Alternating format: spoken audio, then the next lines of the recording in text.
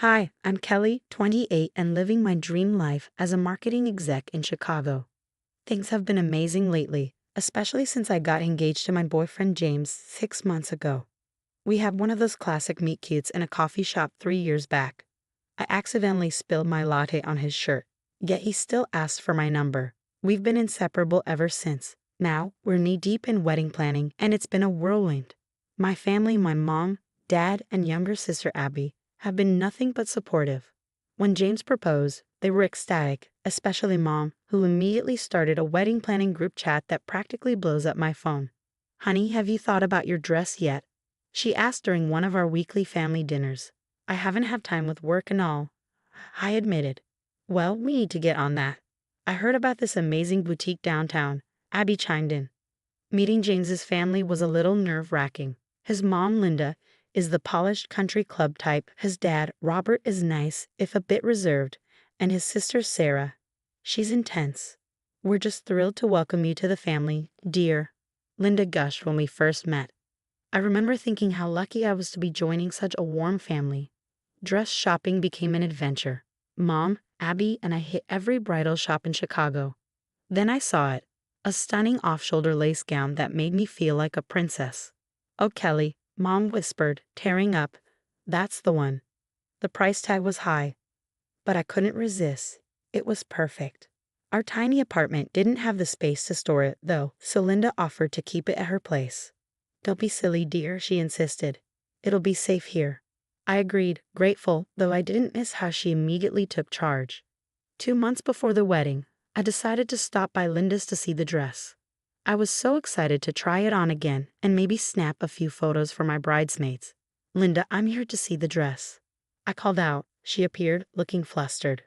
"Oh, Kelly, I wasn't expecting you." Something felt off. I went to the spare room where it was supposed to be stored, but it was gone. "Linda, where's my dress?" I asked, trying to keep calm.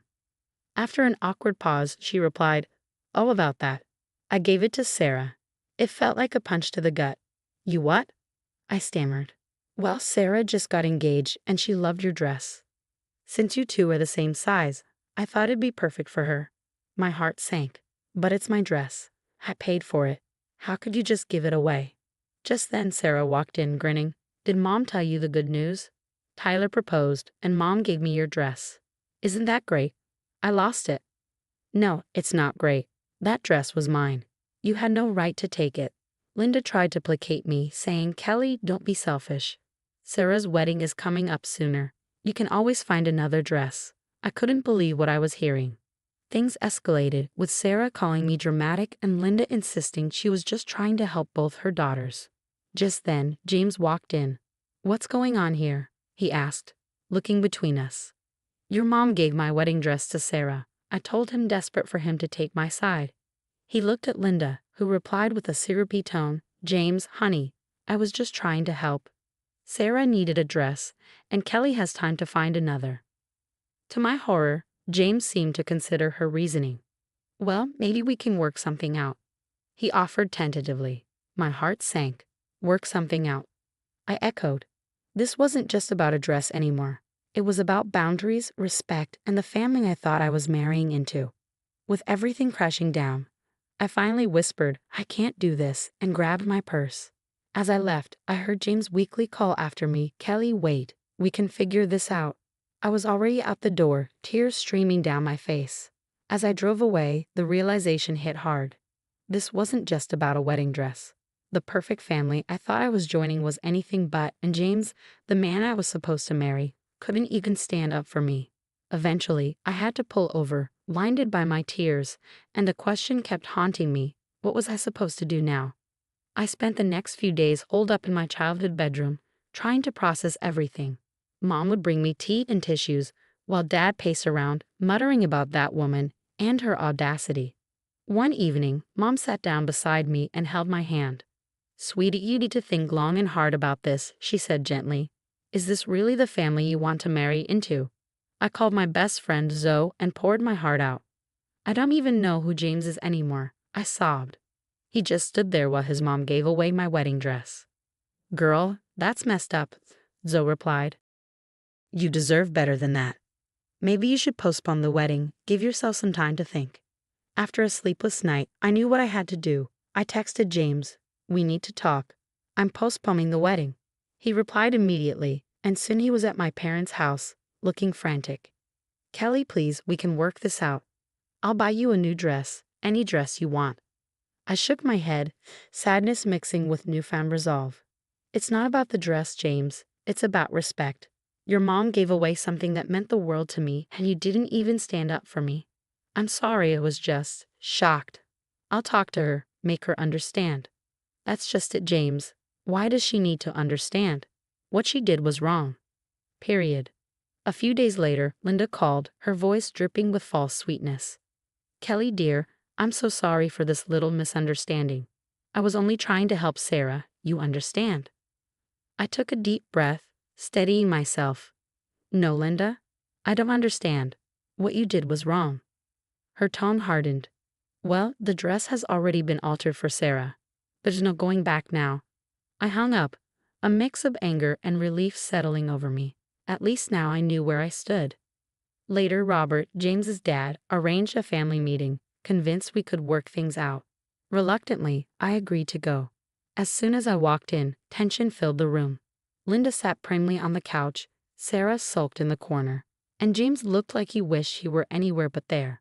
Robert cleared his throat, trying to be diplomatic. Now let's all calm down and discuss this rationally. Kelly, I understand you're upset about the dress. I cut him off. It's not just about the dress. It's about respect and boundaries. Linda rolled her eyes. Oh, please, you're making a mountain out of a molehill. Sarah needs the dress more than you do. How can you say that? I exploded. It was my dress. I paid for it. I chose it. It meant something to me. Sarah rolled her eyes. God, you're so selfish. It's just a stupid dress. I looked to James, searching for support, but he just looked away, mumbling, maybe we can find a compromise. That was the last straw. I stood up, my voice shaking. There is no compromise. I won't be attending any wedding without my original dress. And you know what? I'm starting to think there shouldn't be a wedding at all. Linda gasped, feigning shock. You throw away your relationship over a dress? How childish. I looked her straight in the eye. No, I'm walking away from a toxic situation where my feelings and my belongings aren't respected. James finally spoke up, a hint of desperation in his voice. Kelly, please don't do this. We love each other. I felt a wave of sadness. Do we, James? Because love should include respect and support, and I'm not feeling either from you right now. The room erupted into chaos. Linda and Sarah hurled accusations, calling me selfish and dramatic. Robert tried to calm everyone down, and James, he just stood there, torn between me and his family. In that moment, I knew. I slipped off my engagement ring and placed it on the coffee table. I'm sorry, James, but I can't marry you. Not like this. The silence was deafening. James's face crumpled. Kelly, no, please. But I was already heading for the door. As I left, I heard Sarah's smug voice. Well, I guess I'll be needing that dress after all. I got in my car, hands shaking but heart surprisingly calm. It hurt. God, it hurt. But as painful as it was, I knew I'd look back on this as the moment I chose myself. The weeks following my breakup with James were tough. I was determined to move forward. My family and friends rallied around me, offering support and reminding me of my worth. Zoe dragged me out for girls' nights, insisting I reclaim my fabulousness. At work, I threw myself into a big project, channeling all my emotions into creativity. Meanwhile, I heard through the grapevine that Linda was spreading rumors about me. Apparently, I was now a gold digger who trapped James and then cruelly dumped him. It stung, but I refused to engage. My silence spoke volumes. Months passed, and then Sarah's wedding day arrived. I tried not to think about her wearing my dress, focusing instead on a weekend getaway with my sister. But the drama found me anyway. My phone buzzed with a text from my friend Alex. Gee, you won't believe what just happened at Sarah's wedding. Curiosity got the better of me. I called her back immediately. Alex, what happened? Spill. Buckle up, because this is wild. Alex said, her voice brimming with excitement. Apparently, Linda had been a nightmare throughout the wedding planning, constantly overruling Sarah and her fiancé Tom's decisions. On the wedding day, she tried to change the entire ceremony layout at the last minute.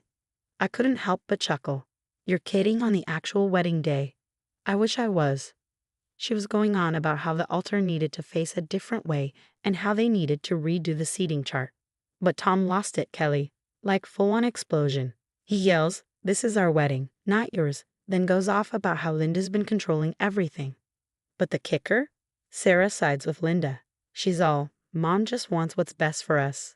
So Tom says, "I'm sorry, Sarah, but I can't marry into this family." Total chaos. And get this, Sarah tried to pin it on you. She told everyone that if you hadn't been so selfish about the dress, none of this would have happened. I couldn't help but laugh. Of course she did. Thanks for the update, Alex. It's crazy, but honestly, I'm just glad I'm not part of that mess anymore. As I hung up, I shook my head at the absurdity of it all. What had once been a source of pain now felt like a distant, almost comical memory. A week later, I got a call from James. "Kelly, I am so sorry. I see now how toxic my family is. Can we talk?" I took a deep breath. "James, I appreciate your apology, but it's too late. I've moved on, and I think you need to work on yourself before you're ready for a relationship." "You're right," he said softly. "I've started seeing a therapist. I just wanted you to know that you were right about everything." A year flew by. I was thriving at work, and I had even started dating again. Nothing serious, but it felt good to put myself out there. Friends told me Linda's social circle had shrunk. Her controlling behavior had finally caught up with her. Sarah struggled too, unable to maintain relationships because she couldn't break free from her mother's influence. As for me, I was grateful. Grateful for the strength I found, grateful for dodging a bullet, and excited about my future. Standing up for myself had been hard, but it led me to a life filled with respect, love, and genuine happiness.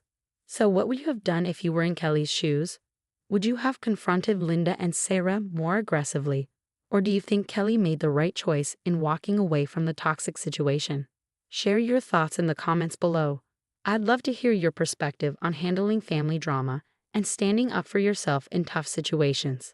If you enjoyed this story and want to hear more like it, don't forget to hit that like button and subscribe. Your support means the world to us and helps us bring more engaging content your way. Thanks for watching.